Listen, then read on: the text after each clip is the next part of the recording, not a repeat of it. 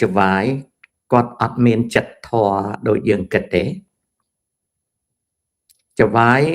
គឺជាមនុស្សម្នាក់ដែលមានចិត្តជាព្រះនៅពេលដែលព្រះគម្ពីរផ្សាយ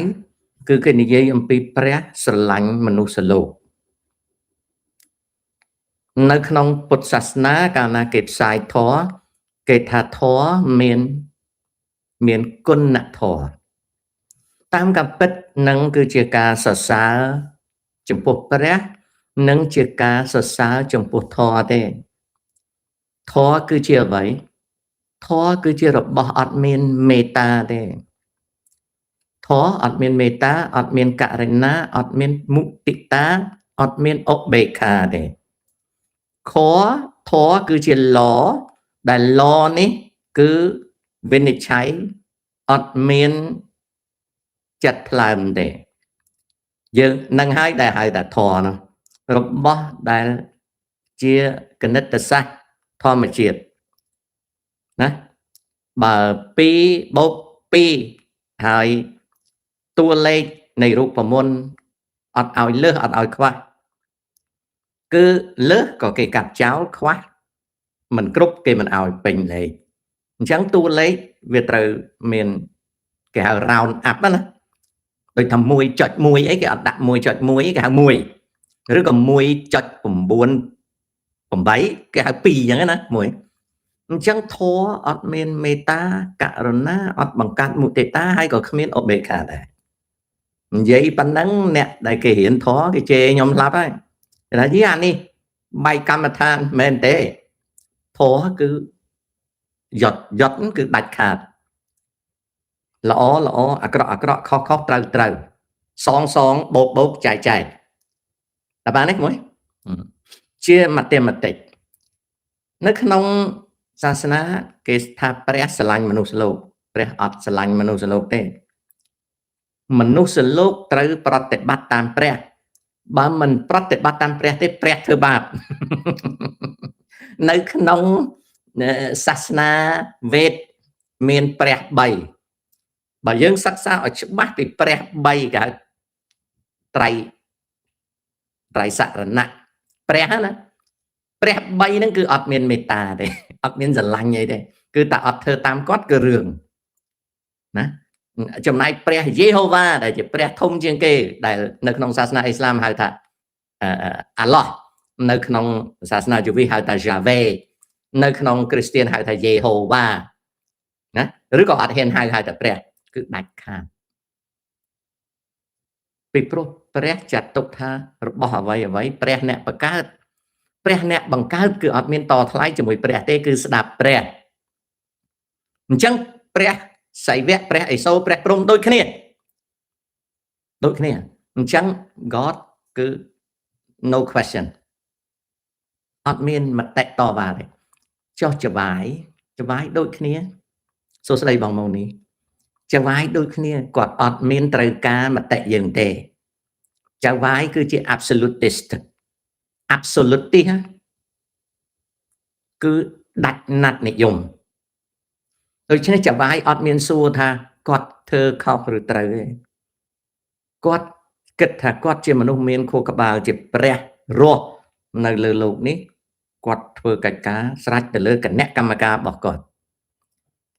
បានជាពីពេលមួយទៅកាន់ពេលមួយវាកើតសង្គ្រាមលោកហ្នឹងគឺជា reset របស់ព្រះខ្ញុំទៅសេជូនណាកូនណាវាជា reset របស់ព្រះដែលយើងហៅចវាយនេះគាត់ reset ដោយ World War សង្គ្រាមពិភពលោកគឺជា reset របស់ចវាយអញ្ចឹងអ្វីដែលលើកឡើងថាវិបត្តិសេដ្ឋកិច្ចគ្រួសារចាំខ្ញុំជម្រាបចវាយអនុញ្ញាតឲ្យតែប៉ុណ្ណេះទេឧទាហរណ៍ថានយោបាយលោកឪខ្ញុំនយោបាយឪខ្ញុំស្រាប់តែគាត់ធ្វើទៅអាមេរិកដាច់បាយមានន័យថាម៉េច unemployment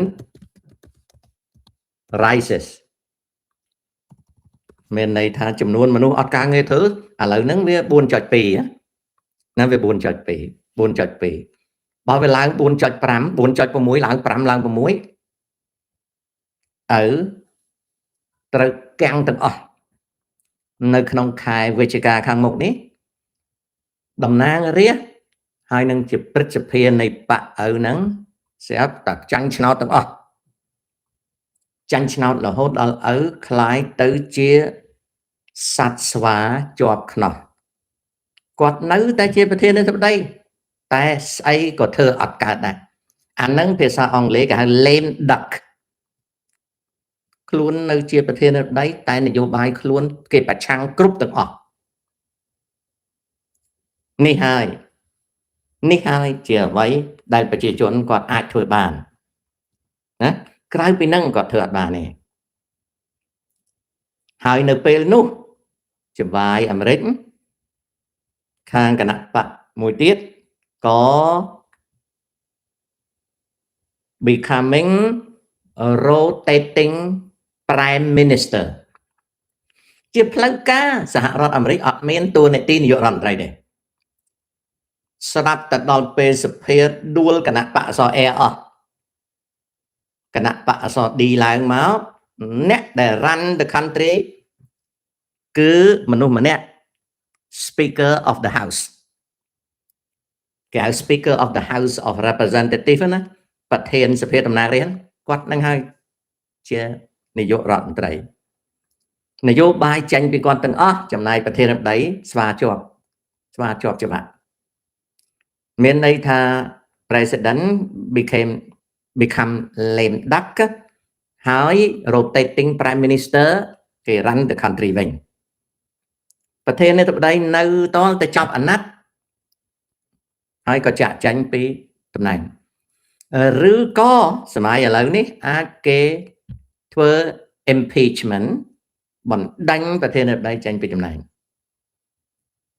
ដោយគេប្រើ Senate ព្រឹទ្ធសភាទៅវិញនៅពេលហ្នឹងចង្វាយអាមេរិកហ្នឹងគេកាត់ចកោតទៅអញ្ចឹងហើយបានចង្វាយអាមេរិកហ្នឹងឡើងទៅចង្វាយលើថ្នាក់ពិភពលោកទៅដោះស្រាយនៅសង្គ្រាមអ៊ីរ៉ង់ទៅដោះស្រាយនៅសង្គ្រាមយូក្រែនតែប្រជាជនយើងអត់ទេចង្វាយអត់មានមើលមុខទេស្ដាប់តនេះកូនណាស្ដាប់តពីនេះយើងនេះណាដែលជាប្រជាជននេះណាយើងគិតថានៅក្នុងប្រជាធិបតេយ្យយើងជាម្ចាស់អំណាចទេមិនមែនទេយើងគ្រាន់ជាស្វាដែលគេឲ្យកវលពេជ្រคล้ายពាក់យើងធ្វើយើងយកដៃខ្វេះតិចយើងហើយយើងក្លុកអញ្ចឹងនៅកញ្ចក់ហើយយើងគិតថានឹងពេជ្រតាមពិតគេឲ្យកវលคล้ายមួយពាក់រីឯខ្លឹមសារពិតប្រាកដនៃពាក្យថា citizen ណារីឯពាក្យថា citizen ពាក្យថាពលរដ្ឋណាពីសម័យក្រុងអាតែនពីសម័យក្រុងរ៉ូមនៃអាណាចក្ររ៉ូម៉ាំងប្រជាជនមានអំណាចតែឥឡូវនេះពលរដ្ឋគ្រាន់គេស្លាកមួយដែលគេបិទលើកប៉ៅទេអញ្ចឹងហើយបានថ្លៃចូលសញ្ជាតិឥឡូវឡើង 1,300 គេមានឲ្យតម្លៃអីពលរដ្ឋសពថ្ងៃនៅក្នុងប្រទេសណាដោយប្រទេសណារស់សម្រាប់តែគេឲ្យធ្វើជាសត្វ hamster សត្វ hamster គឺជាណាសត្វសត្វ hamster គឺជាសត្វដូចកណ្ដុរអញ្ចឹងរៀងធាត់បន្តិច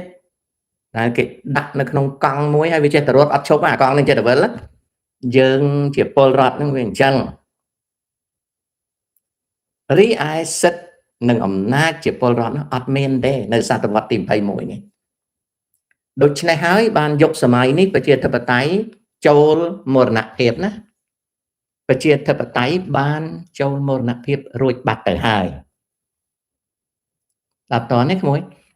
បានជាក្មួយមិនដែលឮសូរពូនិយាយពីប្រជាធិបតេយ្យទៀតទេមូសុខូអី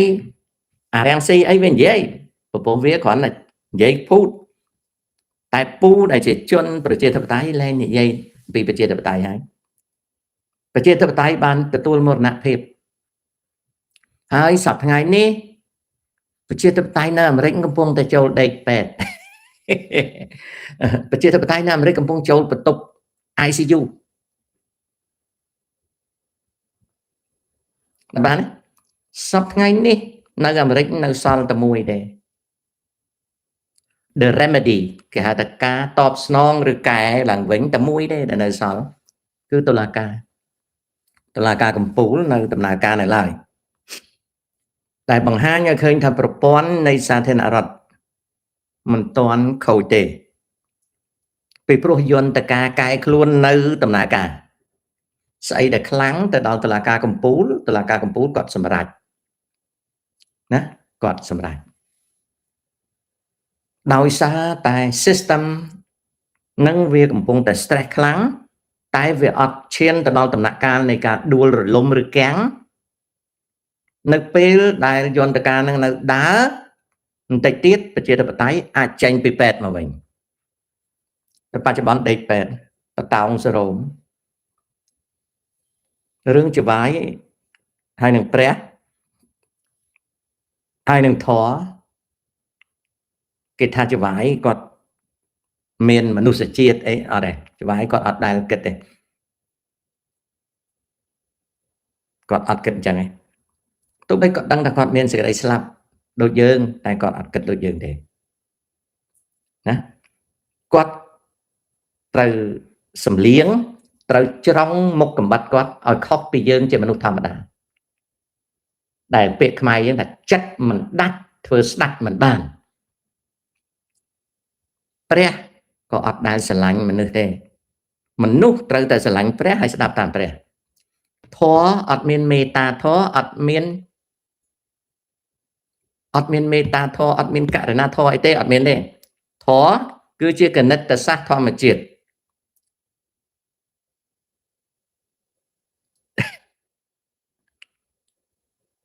តលតែគិតអញ្ចឹង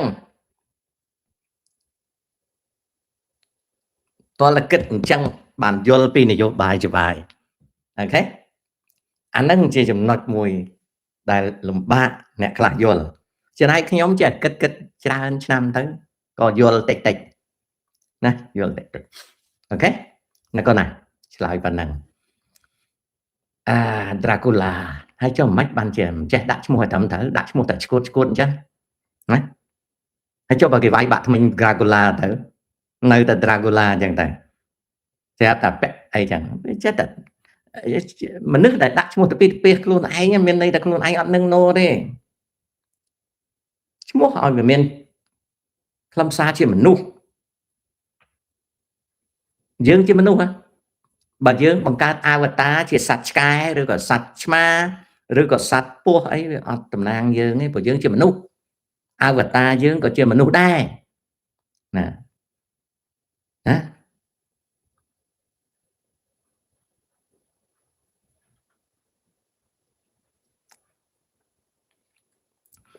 រឿងលង្វែកនេះខ្មែរយើងជប់ជឿលើរឿងចិញ្ចាំងឫស្សីហ្នឹងច្រើនហើយបើយើងនិយាយ100នាក់អ្នកនៅជឿរឿងចិញ្ចាំងឫស្សីហ្នឹងវាក្រោម20នាក់អញ្ចឹងកុំទៅបារម្ភខ្វល់ខ្វាយ having a headache on that particular piece of history វាលែងណាជឿហើយក្មេងឥឡូវក៏មិនដឹងរឿងលង្វែកហ្នឹងដែរខ្ញុំឃើញសម្ដេចនិយាយតាមเพจលោកមេតបលីពូ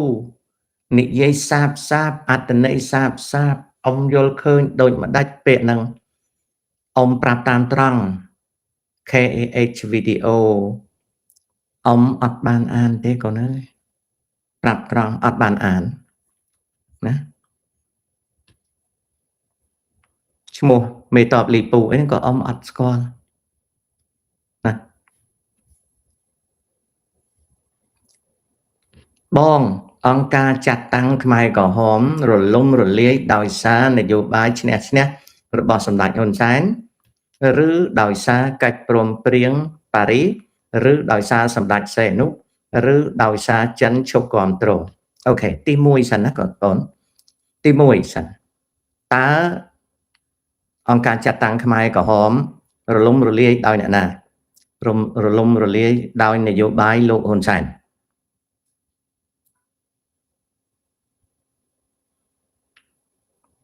រលំរលាយដោយលោកហ៊ុនសែនលោកហ៊ុនសែនគាត់តំណាក់តំណងជាមួយខ្មែរក្រហមហើយគាត់បំបែកខ្មែរក្រហមបានដែលភាសារបស់កុម្មុយនីសមានន័យថាគាត់អូសខ្មែរក្រហមបានណាអាហ្នឹងគឺជាការពិតដែលខ្ញុំពិនិត្យនយោបាយតើវាដោយសារកិច្ចព្រមព្រៀងទីក្រុងប៉ារីសទេកិច្ចព្រមព្រៀងទីក្រុងប៉ារីសអត់បានបំផ្លាញខ្មែរក្រហមទេខ្មែរក្រហមផ្ដាច់ខ្លួនឯកោហើយកិច្ចព្រមព្រៀងទីក្រុងប៉ារីសអាកាស៊ីដែលជាតំណាងលេខាធិការអង្គការសហប្រជាជាតិសម្រាប់ប្រតិបត្តិការនៅកម្ពុជាបដិសេធខ្មែរក្រហមចោលបោះឆ្នោតតែ3ភាគីអញ្ចឹងមិនមែនដោយសារការបោះឆ្នោតទេដែលខ្មែរក្រហមរលំលាយគឺវាដោយសារនយោបាយលោកហ៊ុនសែនគេហៅថាការអូសខ្មែរក្រហមឲ្យរលាយណាទី3តើដោយសារស្ដេចសីហនុឬអត់ទេស្ដេចសីហនុអត់ទេអញ្ចឹងហើយបានហ្វុនសិនពេចពួករានរិទ្ធអត់អាចឈ្នះនយោបាយហ៊ុនសែនក្នុងការអូសខ្មែរក្រហមទេដោយសារអីដោយសារអាញាក់ប៊ុនឆៃហើយនឹងបពពួកនៅជុំវិញរានរិទ្ធនឹងជាមនុស្សអត់ចេះនយោបាយអូសខ្មែរក្រហមមិនឈ្នះហ៊ុនសែនយល់ទេអញ្ចឹងមិនមែនជាសីហនុទេតើដោយសារចិនឈប់គ្រប់គ្រងសូមបញ្ជាក់ថាចិនក៏ដូចជាបរទេសដទៃមិនទាន់បានផ្ដាច់ការគ្រប់គ្រងទាំងស្រុងពីខ្មែរក្រហមទេប្រសិនជាខ្មែរក្រហមមាន leverage មានន័យថាខ្មែរក្រហមមានសន្លឹកបៀចិនក៏អាចបន្តគ្រប់គ្រងខ្មែរក្រហមណា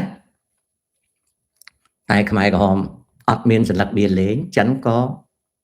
ងាកមករកលោកហ៊ុនសែនវិញណាបងណានេះគឺជាចម្លើយមួយណាលោកហ៊ុនសែនគាត់អូសខ្មែរក្រហមឈ្នះរានរិទ្ធ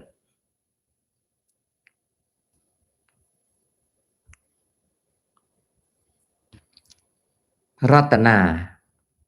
តើ world situation till now more stress test for world economy yes under ចៅហ្វាយ observation ក្រោមការឃ្លាំមើលរបស់ចៅហ្វាយហើយក៏ជា stress test របស់សហរដ្ឋអាមេរិក stress test នៅអាមេរិកណាបើប្រព័ន្ធអាមេរិកកាំងអានឹងរឿងធំសង្គ្រាមវានឹងកើតឡើងសង្គ្រាមលោកខ្ញុំព្រួយបារម្ភយកចិត្តទុកដាក់មែនអានឹងភាសាបច្ចេកទេសគេហៅ stress test ដូចក្មួយឯងជាគ្រូពេទ្យមានជំងឺខ្លះវា resuscitating បានដូចយើងកាំងបេះដូងកាំងអីយើងឆក់វាទៅវាដើរឡើងវិញតែបើឆក់ទៅវាអត់ដើរបេះដូងចលនាប្រតិទិវា0គឺត្រូវ declare ប្រកាសថាអ្នកជំងឺមរណភាពបានទេអាហ្នឹងចឹងនឹងហើយហៅថា stress test ដូចជាការវះកាត់នៅពេលដែលវិជ្ជបណ្ឌិតខាង anesthesia គេចាប់ផ្ដើមវះកាត់រយៈពេលយូរម៉ោងគេត្រូវធ្វើតេស្តសូត្របេះដូងអីសិនខ្លាចលោកមនុស្សហ្នឹងវាអត់ងើបមកវិញអញ្ចឹងគេត្រូវធ្វើ stress test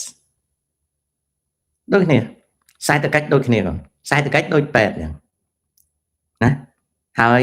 ខ្សែតវិទូណា economist ណាបើអត់ចេះវិភាគបញ្ហាសេដ្ឋកិច្ចណាអានោះមានតែសញ្ញាបត្រទេហើយនៅពេលដែលខ្លួនជាសេដ្ឋវិទូជា economist បើគេដាក់ឲ្យអង្គុយនៅក្នុងវេទិកាទូទៅស្អីដែល economist និយាយក្នុង100ម៉ាត់មានខ្លឹមសារតែ1ម៉ាត់ទេចង់ economy នឹងល្បីប៉ុណ្ណាក៏ដោយ Do you know why I said that មិនបានខ្ញុំនិយាយអញ្ចឹងវាគ្មានសតវិទូណាទៅអង្គុយនៅកញ្ចក់ទូរទស្សន៍កញ្ចក់កាមេរ៉ាហើយនិយាយកើតទេសតវិទូមិនមែនអ្នកនិយាយទេសតវិទូអ្នកសិក្សាសេតវិទូគឺអ្នកធ្វើការសិក្សាវិភាគសេដ្ឋកិច្ចមិនមែនជាអ្នកអង្គុយនិយាយឲ្យគេសួរទេ Economist does not receive training to talk but receive training to study and analyzing economic data ហើយ produce the finding the assessment and the analysis អញ្ចឹងនៅពេលដែលយើងឃើញកញ្ចក់ទូរទស្សន៍រាល់ព្រឹកនៅអាមេរិកនៅអឺរ៉ុបហ្នឹងនៅ Bloomberg នៅអីនៅ Wall Street Journal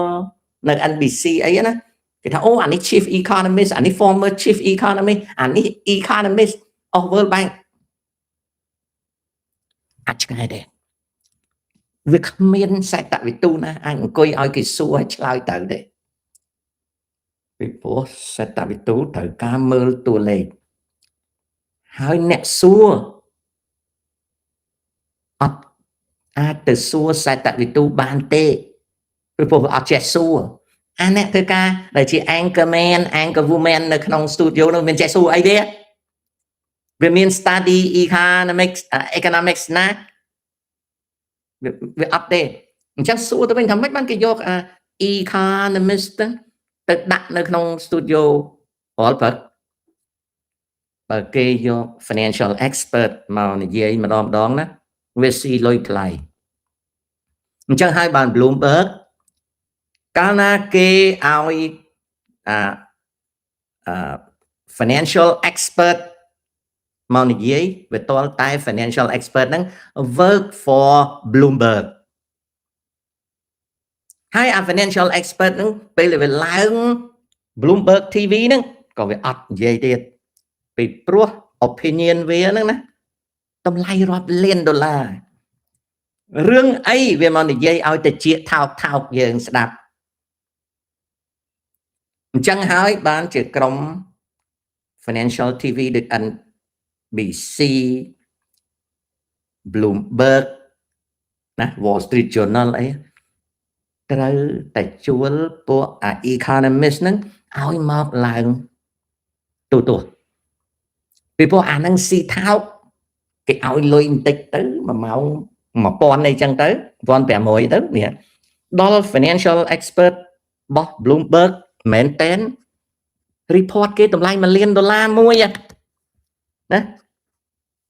គេស៊ី1ម៉ោង200000ណា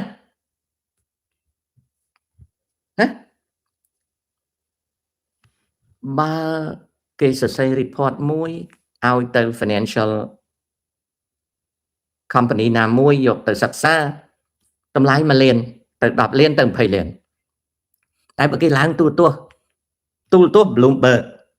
គេធ្វើការនៅ Bloomberg ប៉ុន្តែខុស unit គ្នាអាមួយ Bloomberg Media អាមួយ Bloomberg Finance អាមួយទៀត Bloomberg Consumer Finance អា Bloomberg Consumer Finance វាទាបជាងអា Bloomberg Business Finance ណាហើយអា Bloomberg Business Finance ហ្នឹងវាមានអា Global Finance វាធំជាងហ្នឹងហើយនៅក្នុង Global Finance ហ្នឹងណាវាមានអា International Finance Unit ផ្សេងគ្នាអត់មានពេលមកឡើងទូរទស្សន៍ទេអញ្ចឹងដើម្បីដាក់មនុស្សឲ្យនិយាយហើយយើងដែលមើលទូរទស្សន៍ហ្នឹងចេះជឿគេដាក់ economist គាត់មិនមែនជា financial expert ទេជួនកាលទៅទូរទស្សន៍ដាក់ឲ្យសេតវិទូនិយាយពីផ្សារភាគហ៊ុនសេតវិទូឯណាទៅចេះផ្សារភាគហ៊ុននោះអ្នកជំនាញសេដ្ឋកិច្ចអត់អាចនិយាយពីទីផ្សារភាគហ៊ុនបានទេចុះមិនគេដាក់ប្លន់យើងណាព្រោះអាទូរទស្សន៍ហ្នឹងសម្រាប់យើងមើលអត់គិតលុយឬក៏យើងមើលនៅក្នុង cable TV យើងបង់មួយខែ100អាណាគេឲ្យយើងស្ដាប់ព័ត៌មានពិតស្ដាប់តនេះដូចនៅអាមេរិកចឹងពេទ្យណាអាមេរិកនេះវាលេខ1ក្នុងពិភពលោក ប៉ុន្តែខ្ញុំកើតមហារាជមិនមែនបានទៅជួប oncologist លេខ1ទេណាខ្ញុំជួប oncologist លេខ1សែនអាគ្រូពេទ្យមហារាជខ្ញុំគ្រូពេទ្យថោកស្រុកអាមេរិកវាមានគ្រូពេទ្យល្អប៉ុន្តែមិនមែនមកមើលខ្ញុំទេណាហើយថ្នាំខ្ញុំលេបហ្នឹងមិនមែនថ្នាំ high tech medicine របស់ពួកអ្នកមានគេលេបណាថ្នាំរបស់ខ្ញុំលេបនេះជា generic medicine បើជាក៏ជាទៅបើទប់ទល់បានក៏ទប់ទល់បានទេងាប់ទៅអូវាក្រស្ដាប់បានទេអញ្ចឹងគេថាស្រុកអាមេរិកស្អីក៏មើលជាវាមិនអញ្ចឹងទេហើយដូចខ្ញុំអញ្ចឹងទៅពេទ្យណាចាំអាពេទ្យវាគាត់បានបន្តិចបើនៅញូវយ៉កវិញតែកើតមហារាជពេទ្យច្រើនឆាប់ងាប់នៅញូវយ៉ក City សួរថាចំមិនក៏ក្រុងធំជាងស្រុកខ្ញុំស្រុកខ្សែទេនៅញូវយ៉កក្រុងធំមិនក្រុងធំមនុស្សងាប់មន្ទីរពេទ្យល្អអ្នកមានចូលអត់ងាប់ទេប៉ុន្តែមានមន្ទីរពេទ្យមួយនៅទីក្រុងញូវយ៉កគេហៅ Harlem Hospital អានោះតែពួកបងទេពួកបងគូឆ្នាំងក៏ចូលណាហើយឲ្យតែចូលគឺងាប់ហើយណាឲ្យតែចូលគឺមិនដែលរស់ប្រហែលយូរទេគឺដឹងតែងាប់ហើយឲ្យតែMedicaid benefit ឬក៏ Medicare benefit ហ្នឹងវារ៉ាន់ឲ្យមនុស្សហ្នឹងក៏ងាប់ដែរហើយអត់មានណានិយាយទេព្រោះពេលនិយាយទៅ lobby គេឲ្យពួកខ្មៅចេញមកថាឯងមើលងាយ community ខ្ញុំអញ្ចឹងអ្នកកសែតអត់ខ្វល់ទេអ្នកកសែតអត់ spend time កកោកកាយរឿងហ្នឹងទេរហូតដល់បងគាត់និយាយគាត់ថាអាទ្វារពេទ្យហ្នឹងអាហ្នឹងសម្រាប់តែអញចូលទៅមិនដែលបានចេញមកវិញទេពីព្រោះអីវិជ្ជបណ្ឌិតក៏គ្នាគេហ្នឹងហើយគ្នាគេហ្នឹងបានធ្វើ doctor គេមិនដែលខ្វាយខ្វល់នឹងជីវិតរបស់គ្នាគេទេមានអាមន្ទីរពេទ្យមួយទៀតក៏ច្រើនតែងាប់ដែរប៉ុន្តែប្រជាជនអ្នកក្រីក្រអត់ទៅមើលទេមន្ទីរពេទ្យហ្នឹងគេយកតែអ្នកទោសទេទៅមើលអ្នកជាប់ខ្នោះគេហៅ Bellevue Hospital ណាធ្វើការកន្លែងហ្នឹងឡូឡាថ្លង់ញ៉ៃមន្ទីរពេទ្យសម្រាប់អ្នកទោសឈឺអា Bellevue ហ្នឹងមួយអា Harlem ហ្នឹងមួយឲ្យតែដល់ពេលដល់វេលាអស់ benefit គឺនៅ Chicago ដូចគ្នានៅ South Chicago មានមន្ទីរពេទ្យមួយ Chicago Hospital អាហ្នឹងយូរវាជួលសិតតែ Dr. India ដល់ចូល Dr. India ទៅស្រាប់តែពួកបងគាត់ខឹងគាត់ស្ដាប់អង់គ្លេសបានគាត់ធ្វើបាតកម្មម្ដងគេដេញចោលអា Dr. India អស់ហើយគេទម្លាក់កំហុសហ្នឹងមកពី Dr. India ហ្នឹងអសង្ឃវាធ្ងន់ពេកអាអ្នកជំងឺស្ដាប់អត់បានលេបថ្នាំខុសតាមពិតអត់ទេអា India ហ្នឹងគេជួលដោយសារវាថោកមន្ទីរពេទ្យល្អគេមិនជួលព្រោះអសង្ឃអាណាមានអសង្ឃខ្លាំងពេកគេអត់ជួលទេព្រោះអ្នកជំងឺស្ដាប់អត់បានអញ្ចឹងអាមន្ទីរពេទ្យហ្នឹងជួលឥណ្ឌាពេញដល់ក្រោយមកគេដេញឥណ្ឌាចោលអស់ល្អសើចចឹងហីស្ដាប់ឲ្យតន់ណាអាមេរិកកាំងពេទ្យជាប់លេខ1ប៉ុន្តែពេទ្យមើលខ្ញុំវាជាប់លេខ1សែនទេឥឡូវសួរបងម៉ូនីខ្ញុំបងម៉ូនីគាត់ចាស់ជាងខ្ញុំបន្តិចណាហើយគាត់ក៏ well versed មានន័យថាការចេះដឹងរបស់គាត់ខ្ពង់ខ្ពស់ក្នុងអាមេរិកតើខ្ញុំនិយាយពិតឬមិនពិតបងមន្ទីរពេទ្យណាយើងជាអ្នកទទួល Medicaid នេះមិនមែនបានពេទ្យល្អដូចគេ millionaire ទេមែនទេបងណាឆ្នាំយើងបងសិដ្ឋាលឹមបងដតីទៀតណាដែលនៅអាមេរិកនេះបងកំពុងចាំឲ្យសួរគាត់មើលគាត់ដែលបានទទួលនៅ high tech medicine អីទេអត់ទេយើងប្រើតែ generic medicine ទេណាអាហ្នឹងអញ្ចឹងណា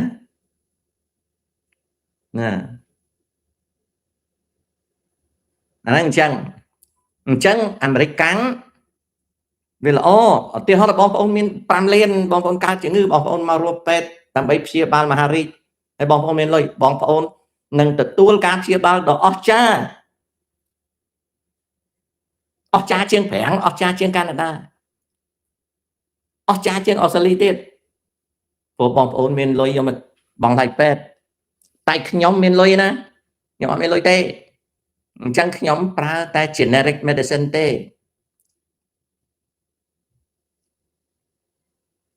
ណាអាហ្នឹងអញ្ចឹងហ្នឹងគាត់ឲ្យយល់ទេណា